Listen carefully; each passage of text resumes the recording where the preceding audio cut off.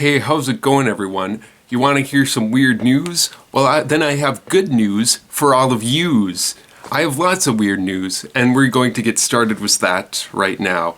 Wow, what a great intro. Let's start with my first story. Anti-maskers ready to start masking to protect themselves from the vaccinated. So there's a conspiracy going around among anti-vaxxers, anti-maskers, what have you, that people that have been vaccinated with the COVID vaccine shed harmful proteins, and these proteins can cause irregular menstruation, infertility, and miscarriages. At least that's how the conspiracy theory goes. It's not based off of any evidence, but who cares about evidence and facts in today's age? Am I right? But at the end of the day, you're like, oh, good, people are going to start wearing, the anti-maskers are going to start wearing masks and social distancing, and maybe we'll be back to normal sooner. Don't be so optimistic, is what I'm trying to say. There's a lot of anti-maskers, vaxxers, whatever, that don't believe this theory. Not only that, but this shows, right, that people are going to be scared of vaccinated people, which is a problem. Like, people are starting to, like, not let vaccinated people into their stores, and things like that. There was a private school in Miami which banned vaccinated teachers from interacting with unvaccinated students. Yeah, that's pretty weird. So basically what I'm trying to say is everything is sad. And what looks like good news is actually bad news. Everybody panic.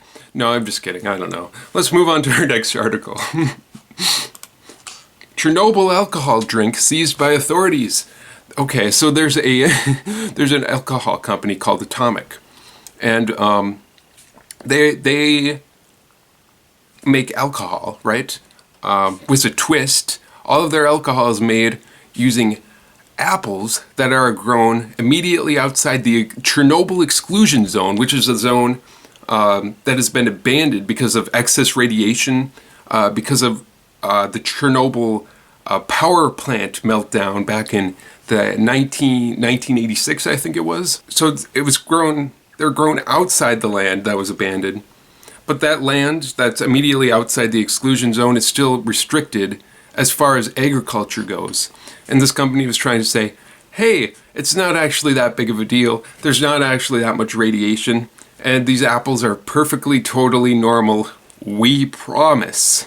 The weird thing is that they're trying to ship like 1,500 bottles of alcohol from the Ukraine to the UK, but the alcohol drink was seized by authorities, not because of where it was grown, like immediately outside of Chernobyl, but because they had the wrong excise stamps. Excise stamps? How do you say that?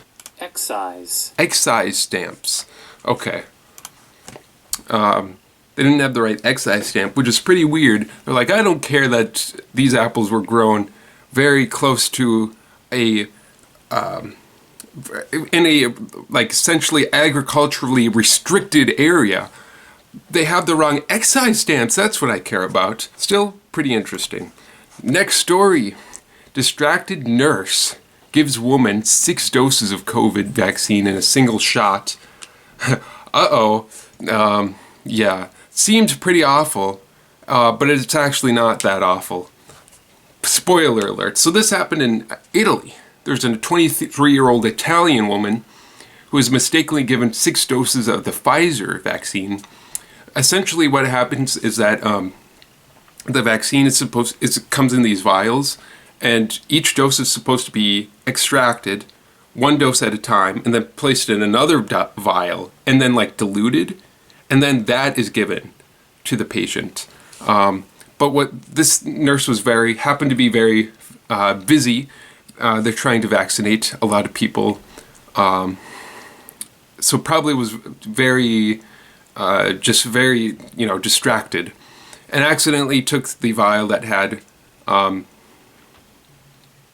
had 6 vaccines in it, and accidentally administered it to this woman, and immediately after she administered it, she realized what she had done on accident and notified that woman, and the woman had to stay overnight at a hospital for observation.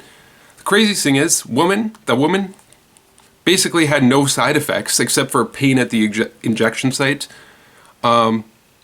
She had no side effects, which is pretty cool. She's a bit frightened, which, like, who wouldn't be? Because it seems bad. And they're saying that, like, this might have some long-term effects that might be negative, but it'll probably be fine. She'll probably be super vaccinated in the long run. She won't have to get another vaccine for the next 6 years, probably, right? I don't know. Probably not. Okay, let's move on to our next story. People are eating rotten, raw meat to get high in dangerous online trend. So there's a diet trend going around, at least a little bit, on social media. With a few people, but I can't imagine that there's very many. But essentially, the diet trend is taking raw meat and letting it rot for months or like up to a year, and then eating it, and then apparently you get high. Although some people say that they don't eat it to get the high, which I find the most amazing thing about this. Some people just like the taste of decaying rotten meat. Someone described it as cheesy and more acidic than your average steak. Cheesy and more acidic, this rotten meat, which is quite concerning. And I should mention that there are cultured meats that are like aged, but those are done in like a controlled way, not just left to rot, you know. Oh, and do you want to see a picture of like an example of this rotten meat that someone apparently ate? I bet you don't want to see it, but I'm going to show it to you anyways. Boom, here it is. Wow, that's pretty disturbing, isn't it? Someone ate that, I think. There's a dietitian that was explaining, like, yeah, there could be a whole number of bacteria that starts growing on the meat that makes you high. But there also could be like deadly bacteria that gets onto the meat and starts growing, and you could get sick and die from eating it. Yeah, so it's like a game of chance. You could get high, or you could die. Now that's good. You could get high, or you could die. That's the thing too. A lot of investment of time that's put into this eating raw meat, right? Like you've got to put like invest a significant amount of time into rotting this meat. Oh, there it is. There it is.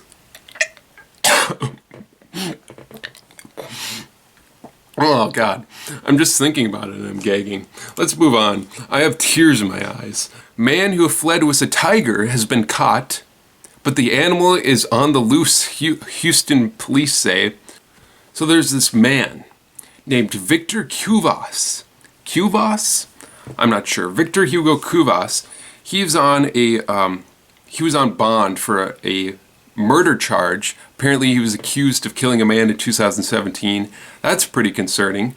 But anyways, a couple days ago, one of his neighbors just happened to see a tiger just sitting out in his front yard. Pretty concerning. So the neighbor, called the police. The police showed up. I think there was an officer that aimed a gun at this tiger when Cuvas got out and started saying to the police officer not to shoot the tiger.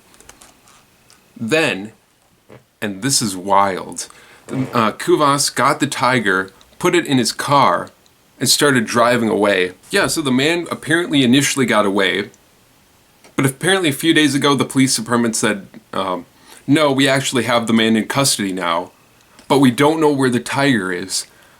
That's pretty weird.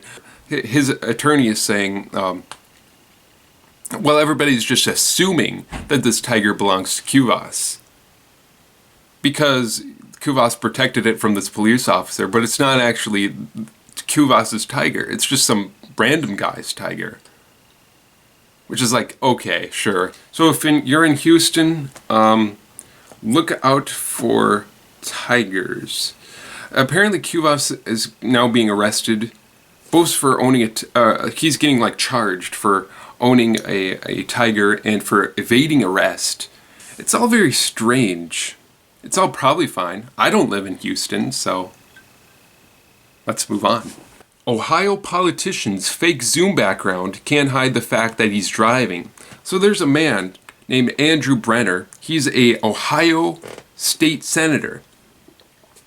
Now it doesn't matter what political party that Andrew Brenner belongs to, because it doesn't signify anything negative about that party.